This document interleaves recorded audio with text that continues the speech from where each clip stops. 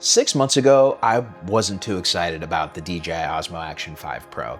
It looked a lot like the Action 4, with the same body, the same sensor, and just a few internal tweaks. But after a little peer pressure from some friends, I finally gave it a shot, and wow, was I completely wrong. This camera has completely changed the way I shoot, not just in image quality, but in usability. From helmet cam biking footage to behind the scenes shoots, time lapses, and even POV builds, this thing has become my most used camera. So today we're doing a deep dive into how it's held up after 6 months of daily use and why I think it is the best action camera on the market right now, period. At first glance, the Action 5 Pro may not seem like a huge jump from the Action 4, but there are a few subtle important improvements that you need to know about. The skin tones look a lot more natural, the dynamic range feels slightly better, and overall I've noticed a refined image straight out of the camera, and especially when you're shooting in the log modes. It's not a dramatic leap, but if you care about having better color science, a more natural looking image, the Action 5 Pro is absolutely a step up. So one of the reasons the Osmo Action 5 Pro has been my daily use camera is just how easy to use it is, especially on my helmet cam. Just put this thing right here magnetically, put it on my head, hit the record button, and I just start going. One of the things I realized that I needed, but I didn't know it until I had this camera, is the fact that when the Osmo Action 5 is off and I want to hit the record button, within 3 seconds, it starts recording as you just heard. And then I can just hit the record button again, and the thing powers off. You hear the note, you hear the tones, boom, it's good to go. And then I put it on my helmet right here. So when I'm biking and I want to be able to just start and stop quickly, literally I just hit the record button, it's done in about 3 seconds. Where on the older Action 4, it took around 8 to 10 seconds. It's not the biggest deal in the world, but when you get used to, the almost instant like I'm doing right now, it becomes one of those things that you rely on. And when I was switching back between the Action 4 and the Action 5, I got so used to being able to just do this that using the Action 4 sometimes frustrated me. Again, it's one of those things where you just get used to this convenience, but it becomes something you use on a daily basis if you use a camera like the Action 5 Pro. And beyond just making cool biking videos, the helmet cam is also a great security tool. People do some crazy things, but I've noticed that when they see a camera, they tend to calm down, and it's like having a dash cam for my bike. It gives me a peace of mind while I ride. Another big feature has been the ability for me to use wireless audio directly with the Osmo Action 5 Pro. Now, I get it, the Action 4 had that as well, but the Action 5 Pro lets you do 2 different microphones, and it lets you use the Mic Mini and the Mic 2. The Mini has been in particular great. I'm even using it right now. The audio quality is solid, and the microphone is so small, it doesn't drag on super loose shirts like I'm wearing right now. Having clear audio without needing an external recorder makes my workflow so much easier, especially for on-the-go vlogging and behind-the-scenes content.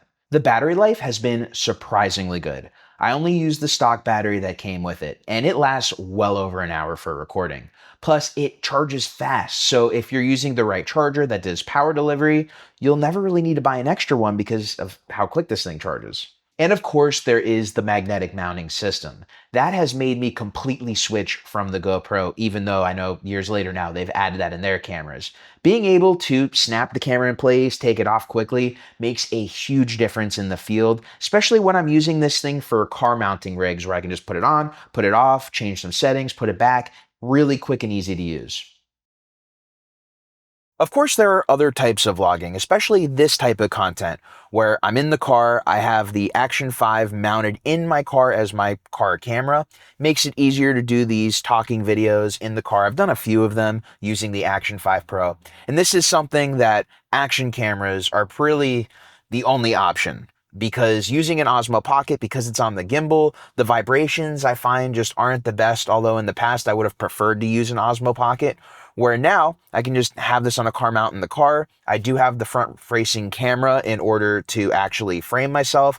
I do have the feature to where it times out because there are some laws in certain states to where if you have a screen facing you from a camera, it could be either illegal. There's some legalities to it. So that's why I have it turned off so I can have it on for framing. Then once I record after a few seconds, the screen's off and it's not going to distract me. And I could just do these videos. The other thing I noticed when using the Action 5 is for these videos, I actually turn off horizon balance steady, the one that when you rotate the camera, tries to keep it as straight as possible. I noticed with that on, there's a lot of panning and scanning that happens in the Action 5 Pro. I do leave the most basic horizon balance on just to have the widest field of view possible, but it makes these really easy, especially the fact I have these wireless audio transmitters that go directly into the Action 5 Pro. I don't have to have an additional receiver on the camera like I did with the GoPro. It's really great. It makes it really easy to just go out and make content. When it comes down to it, getting up, going, making content so quick, so easy, that's why I use the Action 5 Pro on a daily basis. I used to think the Osmo Pocket 3 was that camera, and for the most part it is, but it's still on a gimbal, and in certain situations you don't want to be using a gimbal, like this situation. I've actually tried using it as a front-facing camera on my drives, and although I like the image quality a little bit better on the Osmo Pocket, it being on a gimbal just didn't work for car content.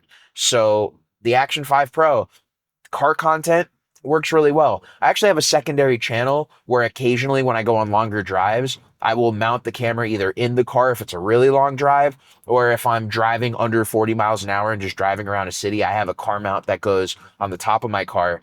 And the Action 5 Pro has been amazing for those drives, especially with the magnetic mount when I need to get it off really quick, do something. It's just really quick to, again, get up, go, and make content. So, after 6 months, I can confidently say that the Osmo Action 5 Pro has exceeded my expectations. I went from thinking it was just a minor upgrade to making it my most used camera by far. Whether it's for the vlogging, behind the scenes, point of view shot, time lapses, or even as a security tool, this thing just works. If you're already on the Action 4, is it worth upgrading? Maybe not, especially if it's just for the image quality, but if usability, speed, and workflow improvements matter to you, it's a clear no-brainer to upgrade to the new version. That's it for this review. Let me know in the comments if you're using the Action 5 Pro and what's your experience been like.